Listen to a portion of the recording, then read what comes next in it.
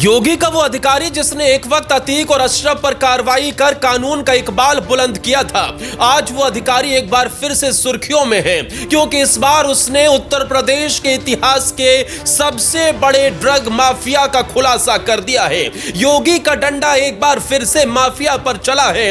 इतनी रकम मिली है कि उसे गिनने में 2 दिन लग गए। ड्रग का ऐसा खेल चल रहा था जिसे देखकर लखनऊ से लेकर दिल्ली तक भी होश फाख्ता हो गए। खुद गृह मंत्री अमित शाह तक भी रिपोर्ट पहुंच गई है। उत्तर प्रदेश के प्रतापगढ़ जिले में एक ऐसी कार्रवाई हुई है जिसने न सिर्फ इलाके में सनसनी मचा दी, बल्कि पूरे प्रदेश में माफिया तस्करी के खिलाफ चल रही मुहिम को एक नया ऐलान भी कर दिया है। दोस्तों, मानिकपुर थाना क्षेत्र के मुंदीपुर गांव में शनिवार की सुबह एक छापेमारी होती है और सीधे तौर पर जेल से संचालित ड्रग रैकेट का पर्दाफाश हो जाता है। और इस कार्रवाई में बरामद की गई रकम, ड्रग्स और यातायात नेटवर्क की जो तस्वीर मिली वो चौंकाने वाली थी। एक एक कर जैसे जैसे पुलिस वहां कार्रवाई कर रही थी, ऐसे खुलासे हो रहे थे कि लखनऊ में बैठे मंत्री संतरी भी हिल गए थे। इतना बड़ा ड्रग माफिया लखनऊ से करीब 200 किलोमीटर की दूरी पर बैठकर अपना नेटवर्क संचालित कर रहा था और इसकी खबर जैसे ही योगी आदित्यनाथ की टेबल पर लगी, रातों रात कार्रवाई करते हुए पूरे रैकेट का पर्दाफाश हो गया। सबसे पहले हम आपको वो आंकड़े बताना चाहेंगे जिन पर यह पूरी कार्रवाई टिकी है। पुलिस ने आरोपी के घर से कुल 2 करोड़ से ज्यादा की नगद जब्त की है। साथ ही घर से 6 किलो से ज्यादा गांजा और 577 ग्राम स्मैक यानी हेरोइन बरामद हुई है। और इन संपत्तियों साथ ही ड्रग्स की कुल मार्केट कीमत 3 करोड़ से ज्यादा की गई है।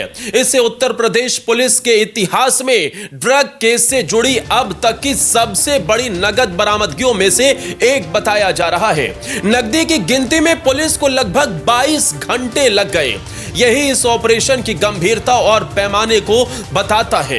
यह कार्रवाई शांति से नहीं हुई, बल्कि संगठित तैयारी और साथ ही हाई लेवल ऑर्डर के साथ की गई। अब हाई लेवल किसका ऑर्डर था यह बताने की जरूरत नहीं है। उत्तर प्रदेश में माफियाओं की कमर तोड़ने के लिए किसने अपने हौसले बुलंद कर रखे हैं, यह किसी को एग्जाम्पल देने की जरूरत नहीं है।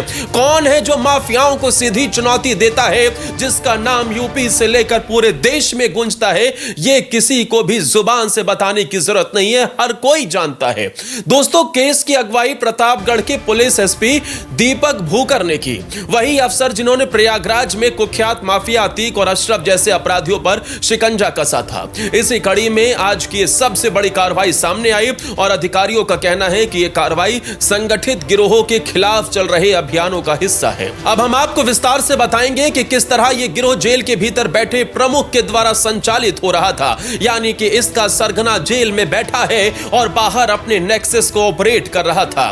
किस तरह परिवार और करीबी सहयोगियों का इस्तेमाल नेटवर्क चलाने के लिए किया जा रहा था और पुलिस ने किस रणनीति के जरिए छापा मारकर सबूत और आरोपियों को पकड़ निकाला। साथ ही हम उसे बड़े संदर्भ पर भी रोशनी डालेंगे कि योगी राज में अपराध और माफिया के खिलाफ चल रही मुहिम का यह कदम कितना बड़ा और निर्णायक माना जा सकता है। दोस्तों, शनिवार की सुबह मानिकपुर थाने के मुंदीपुर गांव में पुलिस और आबकारी विभाग की टीम ने एक ठिकाने पर दबिश दी। दबिश के समय उस घर में आरोपी और कुछ अन्य लोग भी मौजूद थे। जब पुलिस टीम पहुंची तो घर की मुखिया रीना मिश्रा ने अंदर से दरवाजे को बंद कर लिया, लेकिन पुलिस ने जब दरवाजा खोला तो अंदर 5 लोग नशे की खेप को काले पन्नों में छिपाते हुए मिले। छानबीन करने पर भारी मात्रा में नकदी और नशीले पदार्थ बरामद किए गए। पुलिस ने इस दौरान गिरोह की मुखिया रीना मिश्रा, उसका बेटा विनायक मिश्रा, बेटी कोमल मिश्रा और रिश्तेदार अजीत कुमार मिश्रा और यश मिश्रा को गिरफ्तार कर लिया। यानी कि इस ड्रग्स नेक्सस में एक पूरा परिवार शामिल था, बच्चे भी, उसकी पत्नी भी और खुद वो जेल से बैठकर इस नेक्सस को ऑपरेट कर रहा था, उसके रिश्तेदार भी शामिल थे। दोस्तों, ये कार्रवाई उन लोगों के लिए भी जवाब है जो कहते हैं योगी धर्म देखकर और जात देखकर कार्रवाई करते हैं, लेकिन नहीं भाई साहब, योगी आदित्यनाथ का जब कानून का डंडा चलता है तो वो धर्म धर्म नहीं पूछता, जात नहीं पूछता, वो उसका अपराध देखता है और उस अपराध के आधार पर कार्रवाई उत्तर प्रदेश में अब होती है। वो जमाने चले गए जब सरनेम में किसी स्पेसिफिक कास्ट का नाम हुआ करता था और पुलिस डर के मारे छोड़ दिया करती थी। वो जमाने चले गए जब किसी पर्टिकुलर धर्म को इसलिए छोड़ दिया जाता था क्योंकि फलाने पार्टी का वो वोट बैंक हुआ करता था। अब कार्रवाई मुकम्मल तौर पर होती है, अपराध को अपराध की नजर से ही देखा जाता है। दोस्तों, शुरुआती पूछताछ और फॉरेंसिक जांच में यह संकेत मिला कि जो गिरोह का प्रमुख है राजेश मिश्रा जेल में बंद है, वही जेल से निर्देश देकर उसी के डायरेक्शन में यह पूरा गिरोह चल रहा था। उसने अपने परिवार के माध्यम से ही ठेकेदारों, डीलरों और नेटवर्क को संचालन किया था। पुलिस के मुताबिक जब्त नकदी की कीमत इतनी बड़ी थी कि गिनती करने में 22 घंटे लग गए और उन्हें नोट गिनने के लिए काला काकर और बाकी जगहों से मशीनें मंगानी पड़ी। पहले भी राजेश और रीना के खिलाफ करोड़ों की संपत्ति कुर्क की जा चुकी है। यानी ये कोई अचानक घटना नहीं है, बल्कि काफी लंबे समय से चल रहे मामले का ही नतीजा है। दोस्तों, जांच में यह सामने आया कि इसका जो मेन आरोपी है राजेश मिश्रा, वो जेल के अंदर से ही अपने रिश्तेदारों और दलालों के माध्यम से नशे की खेपों की खरीद फरोख्त के निर्देश देता था। मोबाइल कॉल, मिलने जुलने के समय और तीसरे पक्ष के माध्यम से पैकेटिंग और साथ ही उसे कैसे डिस्ट्रीब्यूट किया जाए, कैसे लोगों तक पहुंचाया जाए, ये सब उसी के ऑर्डर पर जेल से हो रहा था। आरोपी का परिवार और करीबी सहयोगी स्थानीय स्तर पर सप्लाई चेन को संचालित करते थे। गिरोह का नेटवर्क गांव से लेकर आसपास के कस्बों तक फैला हुआ था। पुलिस ने यह भी कहा कि गिरोह ने अवैध कमाई से कई चल अचल संपत्तियां भी बनाई हैं, जिनमें बैंक खाते हैं, जमीन है और कई प्रॉपर्टी हैं जो इसी सब काले कारनामे की वजह से ली गई हैं और पहले भी उनके खिलाफ लगभग 3 करोड़ से ज्यादा की कुर्की की गई थी। यह बताता है कि यह गिरोह किस पैमाने पर काम कर रहा था और उसकी कमाई एक स्रोत कितना व्यवस्थित और कितने बड़े स्तर पर यह की जा रही थी। पुलिस जांच में एक और चौंकाने वाली खबर सामने आई कि रीना मिश्रा और उसके बेटे विनायक ने पहले ही एक व्यक्ति के नाम पर फर्जी दस्तावेज तैयार कराए और अदालत में प्रस्तुत करके राजेश मिश्रा की जमानत करवाई थी। यानी गिरोह सिर्फ दवाई और पैसे से ही नहीं, बल्कि न्याय प्रक्रिया में भी छेड़छाड़ करके अपने सरगना को बाहर निकालने का प्रयास कर रहा था। यह खुलासा जमानत प्रक्रिया में किस तरह की गड़बड़ी और धोखाधड़ी हो सकती है, इसका भी कहीं ना कहीं एग्जाम्पल सेट करता है। इस तरह के दस्तावेजों का प्रयोग यह दर्शाता है कि गिरोह की पहुंच सिर्फ स्थानीय नहीं बल्कि कानूनी और संस्थागत सतह तक भी थी। यानी कि उसकी नजर में भी, उसकी पकड़ में भी कई टॉप लेवल ऑफिसर भी हो सकते हैं और इसीलिए इस गिरोह की कमर तोड़ने के लिए पुलिस को बेहद सतर्क, बिल्कुल प्लानिंग के साथ और कानूनी रूप से ठोस सबूत आधारित कार्रवाई करनी पड़ी कि किसी भी तरीके से कोई लूप होल ना रह जाए। इस ऑपरेशन को खुद प्रतापगढ़ के एसपी दीपक भूकर ने किया है। दीपक भूकर का नाम हाल ही में प्रयागराज में अति सक्रिय माफिया, अतीक और अशरफ जैसे अपराधियों पर शिकंजा कसने वाले इंस्पेक्टरों की लिस्ट में शामिल रहा।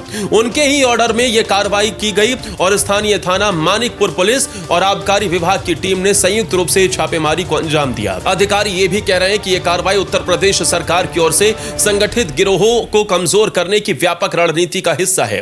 होटल ठिकानों, घरों ठिकानों की लगातार छानबीन हो रही है, चल अचल संपत्ति पर नजर रखी जा रही है और कानूनी तरीके से यह क्रम लगातार जारी है। इसी तरीके से उत्तर प्रदेश में माफियाओं और साथ ही अपराधियों पर शिकंजा कसने का काम चल रहा है।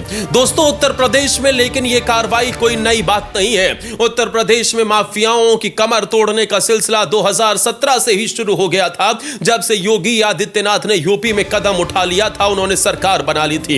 योगी ने सत्ता में आते ही कहा था कि माफियाओं का इकबाल अब यूपी में मिट्टी में मिल जाएगा। माफिया या फिर बदमाश या तो यूपी छोड़ दें या फिर उनकी जगह जेल में है। और तब से ही शुरू हुई यह कार्रवाई इस बात का नतीजा है कि उत्तर प्रदेश में आज कानून का राज स्थापित है। दोस्तों, ये लोग नशे की आड़ में युवाओं को बरगलाते थे, उन तक ड्रग्स पहुंचाते थे, उनका जीवन बर्बाद करते थे। एक पूरा परिवार ड्रग्स की लत में बर्बाद हो जाता और ये लोग उसी से अपनी कमाई कर रहे थे। दूसरे देशों से ये ड्रग्स मंगवाते थे किसी तरीके से और उन तक ये ड्रग्स पहुंचता, उसके बाद डीलर्स के जरिए से इसे सप्लाई की जाती। लेकिन आखिरकार इस बड़े खेल का पर्दाफाश हो गया। ये खबर इसलिए जरूरी है क्योंकि गैंगस्टर एक्ट, एनडीपीएस एक्ट और अन्य प्रावधानों के जरिए माफिया की संपत्ति पर कार्रवाई और पारिवारिक ढांचे को पूरी तरीके से तोड़ा जा रहा है। यह बताता है कि कानून की नजर कितनी पैनी है। दोस्तों, इससे एक बात और क्लियर निकलकर सामने आती है कि उत्तर प्रदेश में क्या जाति है, क्या धर्म है, फलाना व्यक्ति है, ढिकाना व्यक्ति है, घंटा फर्क नहीं पड़ता। योगी का बुलडोजर और योगी की कार्रवाई होती है तो हर कोई इसकी चपेट में आता है। और उत्तर प्रदेश के प्रतापगढ़ में हुई यह कार्रवाई बता रही है कि मिश्रा जी हो, यादव जी हो, या फिर कोई अहमद नूर खां या फिर लल्लन तिवारी क्यों ना हो, हर किसी पर कार्रवाई संभव है अगर वो अपराधी है, अपराध करता है तो।